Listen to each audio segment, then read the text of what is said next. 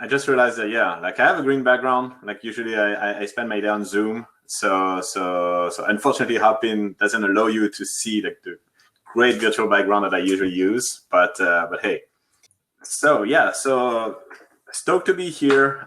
Thank you very much, Mainnet, for inviting me here. So today I want to talk to you about continuous financing and what continuous financing and continuing offerings can really bring to the world. So I'm Thibaut Favre. I'm the CEO of Fairmint. Fairmint is helping companies, private companies, use continuous financing to turn their stakeholders into investors and raise capital while doing so. And so how can I need to switch tab, unfortunately, to do that. So today our analysis is that financing is broken, and it's fundamentally broken, and it's a big problem. It's a big problem because our view at Fairmint is that if we want to change a society, you need to change how the economy, and if you want to change the economy, you need to change how it is financed. And so we think that reinventing financing is key in order to change the economy and change the society. And here's what financing is broken. It's broken because as of today, when we hear financing, we hear VC fundraising, and VC fundraising should be like reserved to a very specific type of companies. It should not be the go-to that it is today. And why is that? Is because like first, it's like extremely distracting. It's extremely distracting. Like as a founder, as soon as you want to fundraise, like you have to hit the road and market yourself, and it takes months. It's a huge time sink. And basically, it prevents you to focus on what you're best at, which is like growing your business. Second, it's super inaccessible. And that is a huge problem, is that those rounds of financing, only like insider angels, professional investors can participate to it. Like any stakeholders, like if you're a simple user, a customer, a partner, a supplier, you cannot get into those rounds of financing. And the only way you have to invest in private companies is to wait until they go public. But the problem is that we've seen like now they go public much longer, so they wait a lot more. And so there's little upside left for like retail investors and people who are not insiders. And finally, it's very dilutive, meaning like the more you multiply equity rounds, the more you lose control over the fate of your company. And this is why like it prevents you from eventually developing like the grand vision as an entrepreneur that you wanted to develop. And this problem exists because ultimately accessing capital market is hard. It's just very hard. If you go the private route, well, it's super intermediated, so it makes it hard to get to those capital. And if you go the public route, it's another type of complexity, but it's nonetheless, it stays complex. It's very hard to reach. Either you do like, okay, an IPO, so IPO, you have to be very late, Reg A plus, the mini IPO is also like 6-9 months. It costs a lot of money. ICO, we've seen like the promise of the ICO, unfortunately, has not been fulfilled because it was like way too founder friendly. Reg CF, so Reg CF in 2019 was like a $62 million market. So $62 million have been issued using Reg CF. So it's like very, very little. It just doesn't work. And STO, well, STO is cool, but like the promise of liquidity has not been really fulfilled. And so the advantage of doing an STO versus like doing a traditional fundraising is not super clear. And here is like the big change. Like continuous financing is a real paradigm change. And what it brings is that for the first time, this is an entrepreneur-focused way of financing, meaning for the first time, instead of you, the entrepreneur, going after hitting the road and trying to convince people to invest in you, what you do is you set up the conditions so that at any single time, anyone in the world who supports your product and mission can invest. And that is life-changing. So basically, when you fundraise and when you finance yourself using continuous financing, it's a totally different thing. So first and foremost, for founders, it is non-distracting, meaning you know as a founder that you're going to be judged by your ability to execute, your ability to deliver results, your ability to grow your business, basically your ability to focus on what you are best at. Like you're not supposed to be like the best at pitching. You're supposed to be the best at growing your business, at being an entrepreneur. And so that continuous financing allows you to do just that. Then it's like super inclusive. It's very inclusive because it's not a campaign-based type of financing. It's not like, okay, now we're going to issue some shares and try to find an investor. It's now like it's not like a crowdfunding where you're going to have like 30 or 60 days, and if people want to participate, they have to participate within that window of time. It is literally continuous, and so anyone at any single time can participate. And finally, it's non-dilutive. It's non-dilutive, so as founders, it's non-dilutive in terms of governance. It's also non-dilutive in terms of equity. So as founders, it is a powerful tool so that it enables you to pursue that grand vision of yours and stay captain of your ship.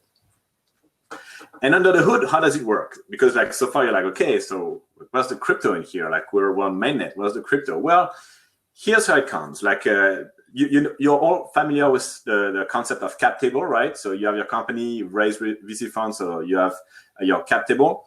So continuous financing brings another type of table. It brings the fair table. And so what's going to happen is that when you want to do continuous financing, out of 100% of your company value, you're going to carve out a fraction of this value of your company, and you're going to dedicate it to continuous financing. And doing so, create this new table, what we call the fair table, where anybody can at any single time come and invest. And the beauty of it is that it's really led by the market. So at no single time as a founder, like you set the valuation, you let the market set the valuation for you. You just allocate on the market this X% of your company's value, and you let the market value it. So the more you grow, the more you develop your business, the more demand there's going to be to access and invest in your fair table. And that demand drives the price and the market cap up. And so in here, like as you're in crypto, you're probably familiar with the term of bonding curve. And so this is where like the bonding curve lies. So meaning every time there's more demand than supply, there's new securities being issued every single time, and always at a slightly higher price. And so this is why, like with this fair table, like you can raise continuously money, because every time like the market deems that you executed well and that your market cap should increase, more people buy, and more people buy means more securities are being issued, and more securities issued means more financing for the company. So for the same X% of your value of your company that you've put on the market, you raise more and more. It's not like an IPO where you raise one off at the beginning and then it's all secondary market. Here, like the more you execute well, the more you grow, the more you raise. And so instead of traditional fundraising where shareholders basically buy shares, here you buy convertible securities. And these convertible securities, in the end, like you can transform them and convert them in like the value that you've put on the market, that has been put by the company on the market. And so this is why it really is a fascinating concept, because we are really reinventing, continuous financing is reinventing what it means to go public. Because in the end, like you stay private using continuous financing, but like you enable anyone to invest in your company. And so, and we think it's critical today. It's critical to enable people to get access to these wealth building financial products that today they cannot access to.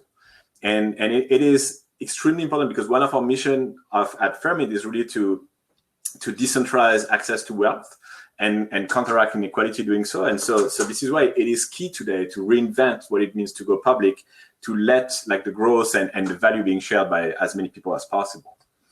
And so just a few words about Fermit. So Fermit is just this, like we are this company, we enable companies to use continuous financing to raise capital and turn stakeholders into investors.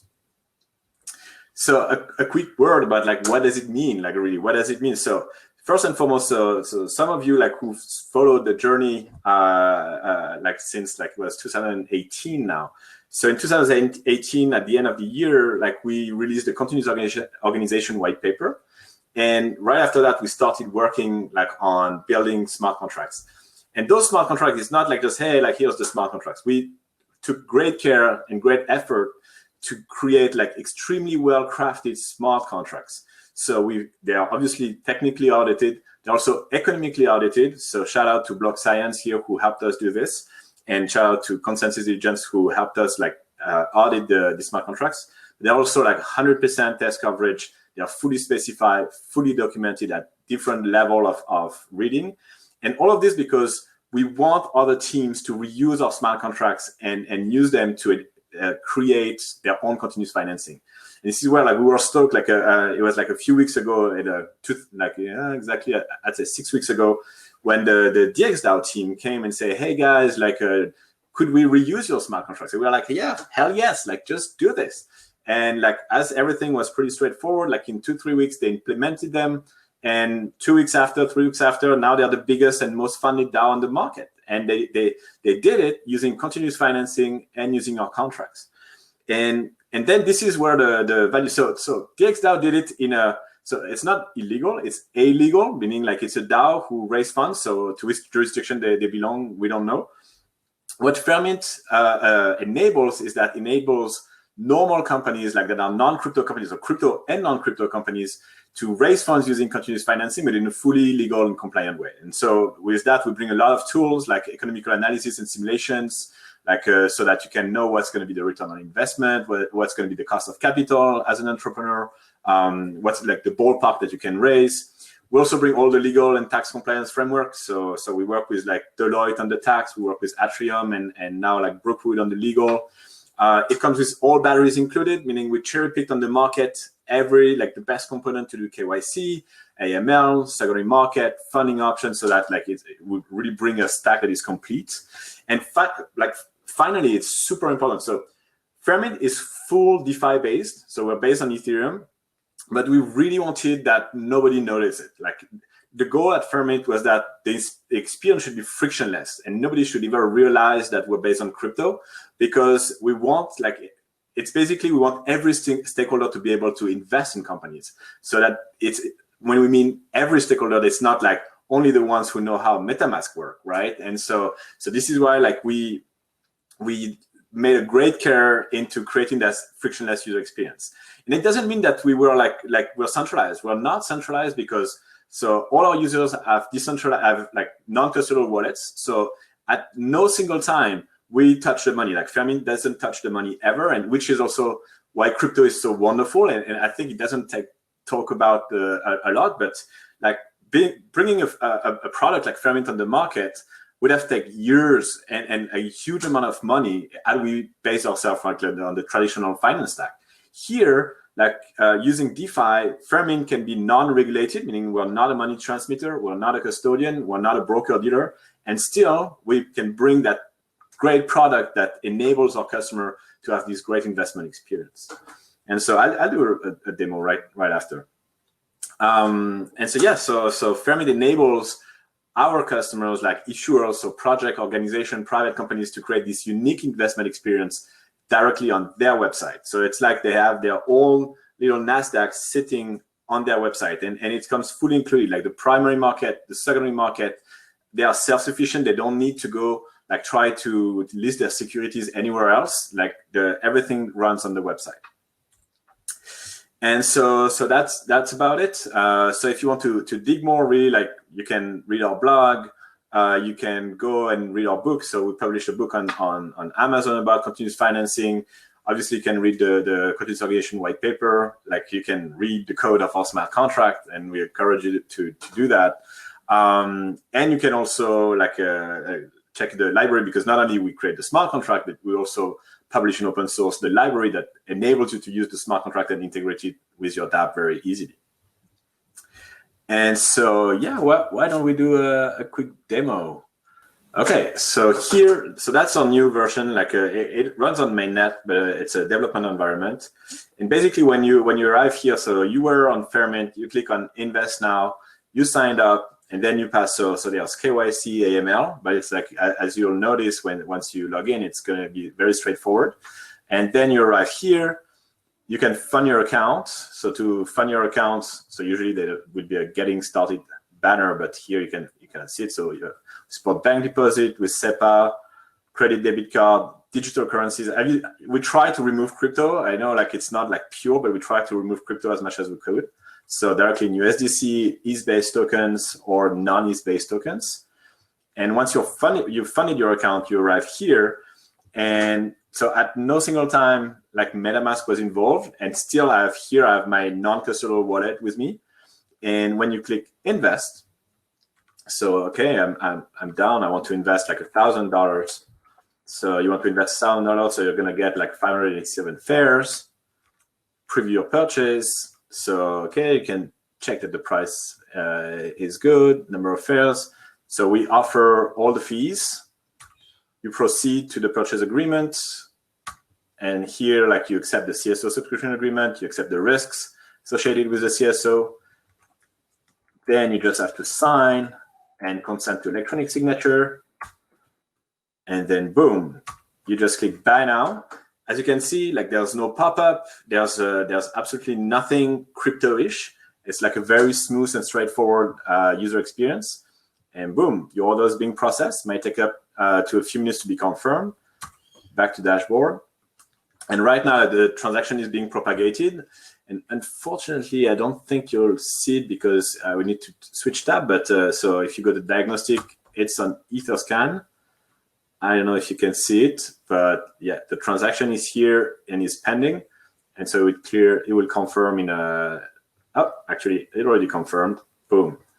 So that's it. And in less than 30 seconds, you just invested in Ferment. And that technology is now available to anyone. So yeah, we're pretty excited about what continuous financing can do. And let me stop this.